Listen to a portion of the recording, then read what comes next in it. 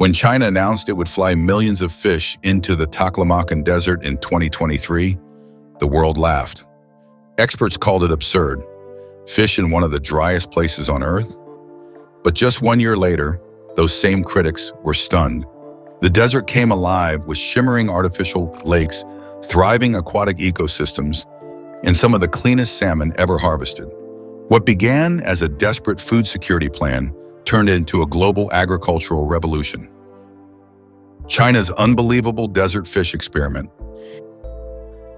In 2023, China announced an audacious plan to fly millions of fish into the Taklamakan Desert, a barren region in Xinjiang known as one of the driest places on Earth. The Taklamakan covers roughly 337,000 square kilometers, with average annual rainfall below 50 millimeters, making it astonishing territory for aquatic life. Experts worldwide reacted with disbelief. Fish need water, oxygen, and stable temperatures, not sand, heat, and harsh winds. Outraged scientists questioned the rationale and sustainability, calling it absurd or reckless. The plan was part of a broader national strategy tied to food security concerns facing China in the early 2020s. By 2020, coastal fisheries in the South China Sea and the East China Sea were experiencing dramatic declines due to warming seas, overfishing, and pollution. China consumes more seafood than any other country, over 70 million tons annually, fueling growing pressure on global marine stocks. With these oceanic ecosystems under strain, planners began looking inland for alternatives. Climate change was a major driver. Between 2010 and 2022, average sea surface temperatures in critical spawning areas rose by more than 0.8 degrees Celsius, disrupting breeding cycles of key species like tuna, mackerel, and cod. Pollution, including plastic microfibers and nutrient runoff, exacerbated habitat loss. Reports by the Food and Agriculture Organization, FAO, projected that global seafood demand could double by 2035, even as wild stocks drop by an estimated 30%. China's policymakers saw inland aquaculture as a way to hedge against oceanic uncertainty. China's goal was clear: develop inland fish production at massive scale to reduce dependence on ocean harvests and secure its national seafood supply. The Taklamakan project was branded as a bold fusion of engineering and biology. Critics were skeptical, but planners argued that technology could overcome the extreme conditions of the desert. What many dismissed as fantasy would soon take shape in surprising ways. Skeptics questioned the plan, but China's seafood crisis offered context. In Section 2, we explore the environmental and economic pressures that push policymakers toward inland aquaculture despite widespread global disbelief. The crisis behind the vision. China has long been the world's largest consumer of seafood, and by 2022, the nation faced an escalating crisis. Coastal stocks were collapsing. Overfishing, warming seas, and degraded habitats pushed many fish populations dangerously low. In the South China Sea, average catch per unit effort dropped by over 40% between 2010 and 2021, according to independent marine studies. These declines weren't just numerical problems.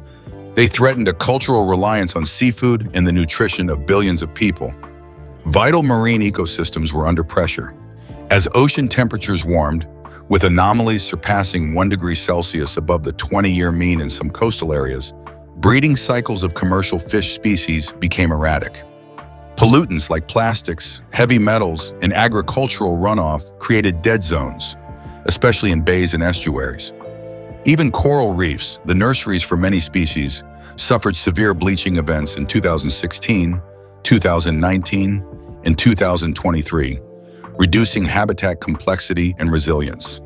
International agencies sounded global warnings. The FAO reported in 2021 that global seafood demand might double by 2035, while wild fish stocks could decline by up to 30% if current trends continued. China's policymakers took these projections seriously. Food security was not only a domestic issue, but a geopolitical one. With nearly 1.4 billion mouths to feed, the nation could not rely solely on exhausted ocean sources. Inland fish farming, if feasible, could diversify food production and stabilize protein supplies. Inland aquaculture had grown in China for decades, especially in ponds and reservoirs, but the idea of fish farming in a desert landscape like the Taklamakan was unprecedented. Planners argued that desert water resources, if tapped and managed wisely, could support new systems independent of ocean dependency. Far from coastal fisheries, these systems might reduce pressure on wild stocks while creating a new pillar of national food sovereignty. What seemed absurd at first glance was grounded in cumulative crisis pressures shaping strategic policy.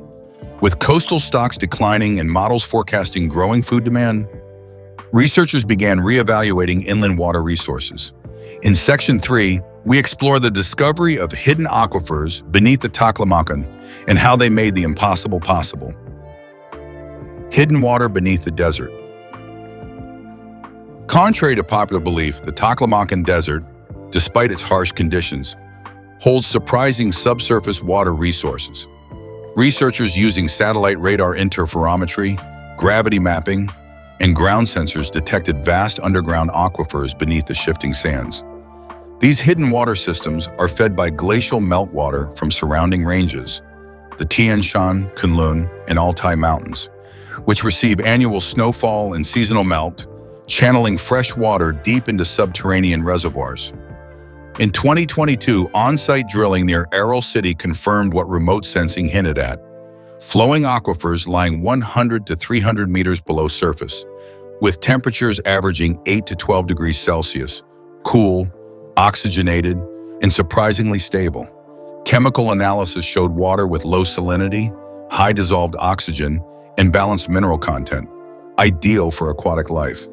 This discovery was crucial because it provided a reliable inland water source, not subject to the extreme evaporation rates or contamination typical of surface desert water. Satellite data from GRACE, Gravity Recovery and Climate Experiment, and Sentinel-1 between 2020 to 2024 helped quantify the aquifer's volume, suggesting hundreds of billions of cubic meters of renewable water flow. Seasonal fluxes correlated with snowmelt cycles, showing annual recharge rates sufficient to support artificial lakes and aquaculture infrastructure without devastating local supplies. This was a crucial breakthrough. The desert was not as lifeless beneath the sand as once assumed. Quality tests on the extracted aquifer water showed stable pH, dissolved oxygen levels above 8 milligrams per liter, and nutrient profiles compatible with multiple fish species. This evidence proved that, with the right engineering, fish could survive or even thrive in what was previously considered impossible terrain. Despite initial skepticism, scientists began to see a framework emerging. Find the water, engineer the environment, then let biology do the rest. What many had dismissed as science fiction was now grounded in geophysical reality. With abundant subterranean water confirmed beneath the Taklamakan, the next challenge was creating functional aquatic environments in the desert. In Section 4, we introduced China's engineering plan to build an inland sea. Engineering an inland sea. With subterranean water resources confirmed beneath the Taklamakan Desert, Chinese engineers began designing what would be called the Inland Sea Project, a system of artificial aquaculture lagoons near Aral City and Tamchuk. By mid-2023, large construction teams and automated earth-moving equipment had excavated massive basins covering more than 15 square kilometers of desert ground. The first challenge was to create sealed water bodies capable of holding aquatic environments in an area that receives less than 50 millimeters of rainfall per year. The engineering solution blended natural and synthetic materials.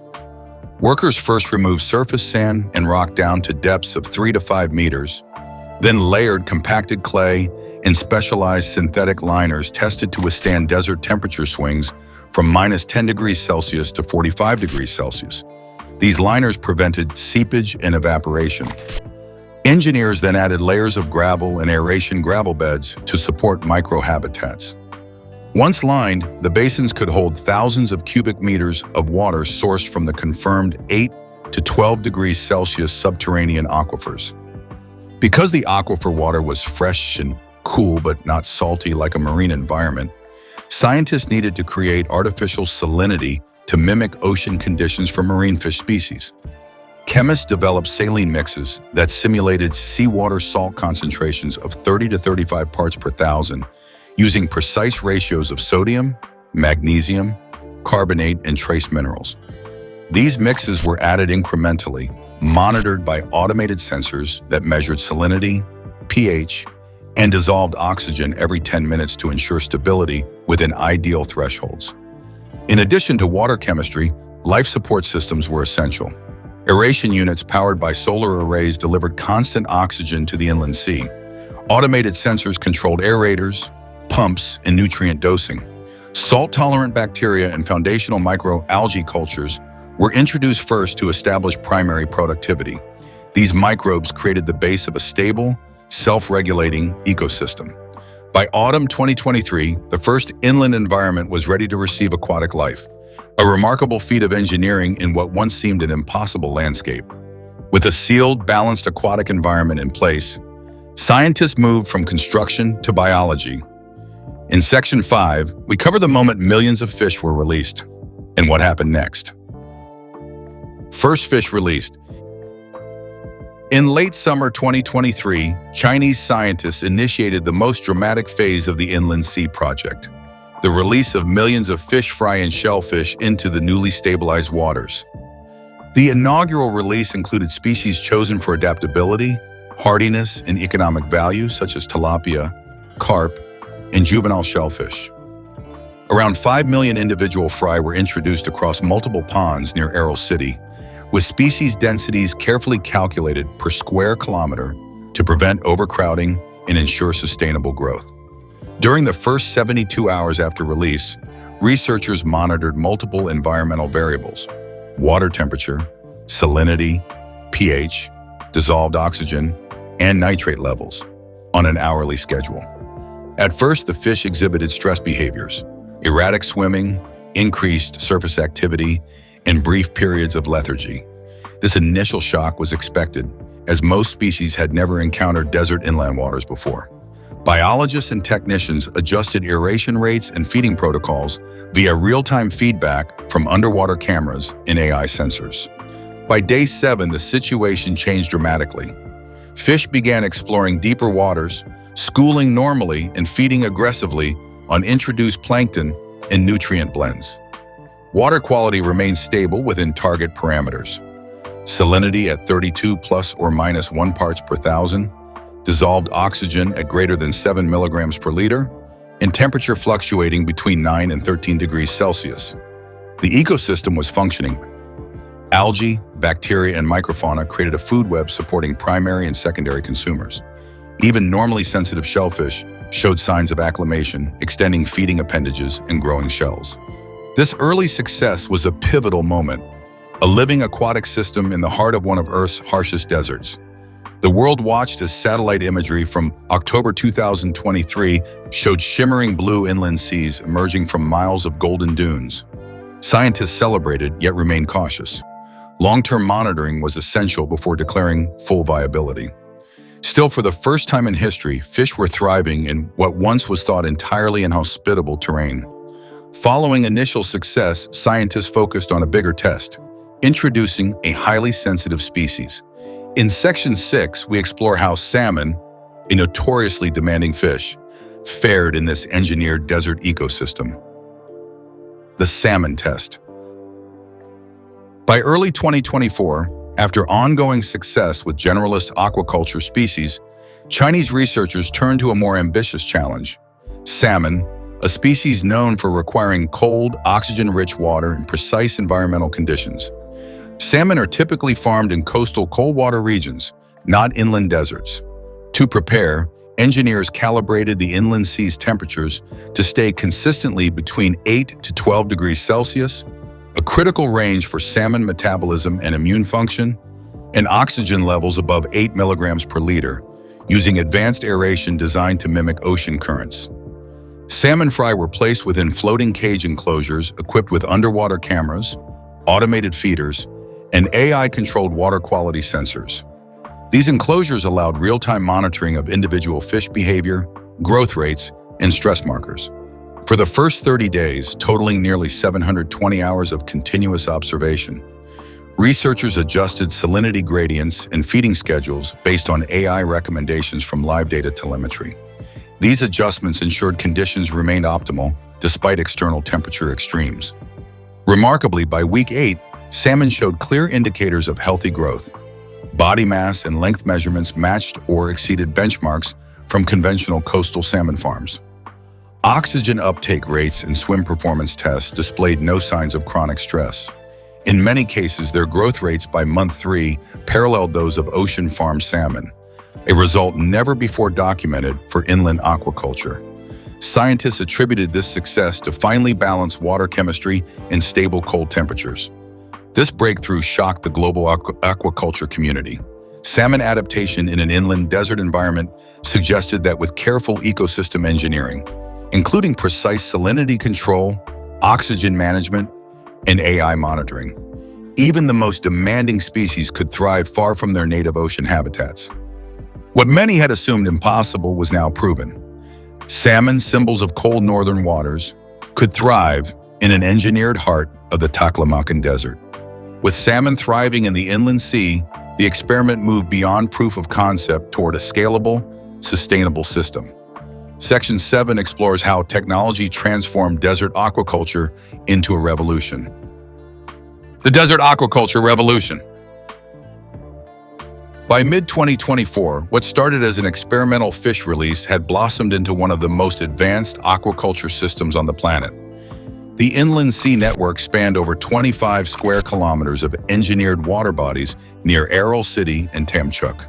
Real-time monitoring systems collected data every 5 minutes from water quality sensors measuring salinity, target 30 to 35 parts per thousand, dissolved oxygen, greater than 8 milligrams per liter, temperature, 8 to 12 degrees Celsius, and pH, stable at 7.8 to 8.2. These sensors fed into a central AI engine that continuously optimized conditions for fish health and growth.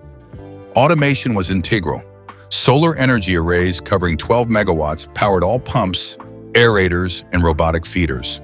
The AI's edge computing units could adjust aeration rates and salinity blends in under 30 seconds in response to sudden environmental changes, like midday desert heat spikes reaching 45 degrees Celsius.